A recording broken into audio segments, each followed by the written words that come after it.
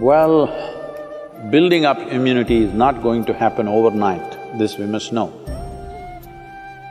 Generally, I believe, for a variety of reasons, looking at the lifestyles, looking at the food patterns, I think this must be checked, this must be medically checked. I think southern Indian people are having a better immune system than a whole lot of other people in the world, simply because of the food patterns and the practices and the weather and various other aspects. You must understand, in a tropical climate, there are more life forms than anywhere else. Including microorganisms, the number and the variety of them is very, very high. So living in this land itself, the system becomes more resilient because we are exposed to these things all the time.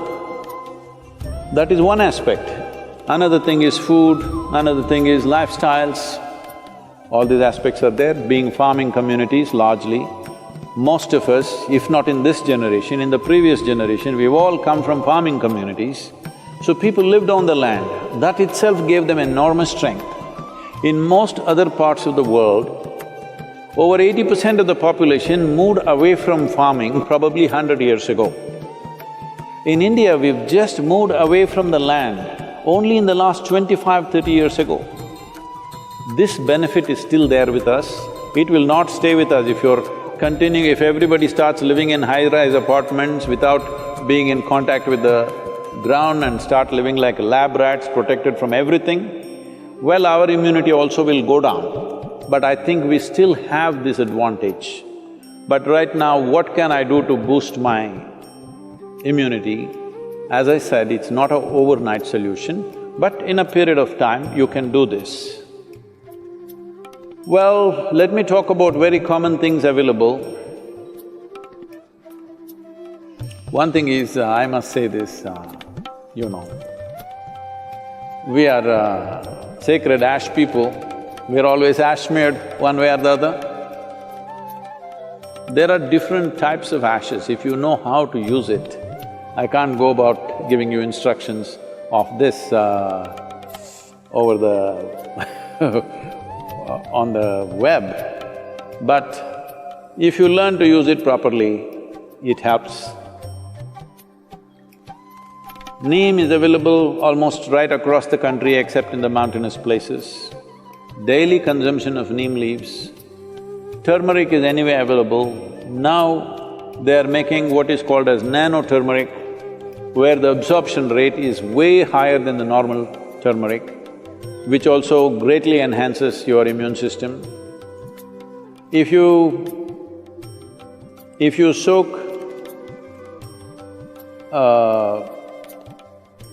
the gooseberry or the amla or the nallikai in honey overnight, along with some broken pepper, black pepper or green pepper. Green pepper, I'm saying for those of you who are in other countries, green pepper does not mean chili. We mean to say raw pepper. The peppercorn, when it's raw, which you might not have seen in most parts of the world, here it's common for us, it's available.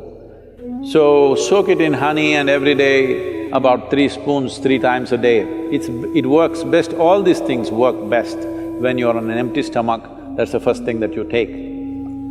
If you do these things, you can see a significant increase in your immune system.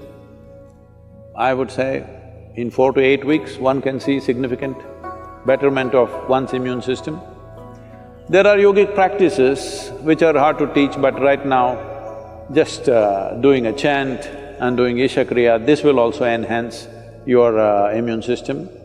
Let this be very clear, that this is not treatment for coronavirus, nor is it a prevention. I did my chant, so I go and do irresponsible things, it's not going to work like that.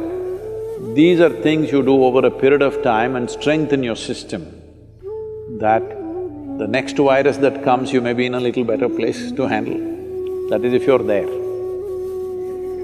Yes, don't take this lightly. Do not take this lightly. Right now, it is a challenge for every one of us to stay alive through this period. That's what it means. Do not think it's some remote thing that happens to somebody else in China or Italy. Right now, if you stay alive through these 6 to 8 months, that means we have handled this responsibly. If every one of us stay alive, that means we are good. We have lived consciously and responsibly, that's what it means.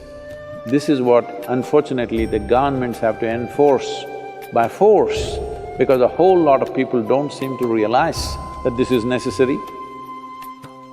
And they think this is some fiction. This is not fiction. This is an imminent danger that we need to handle properly.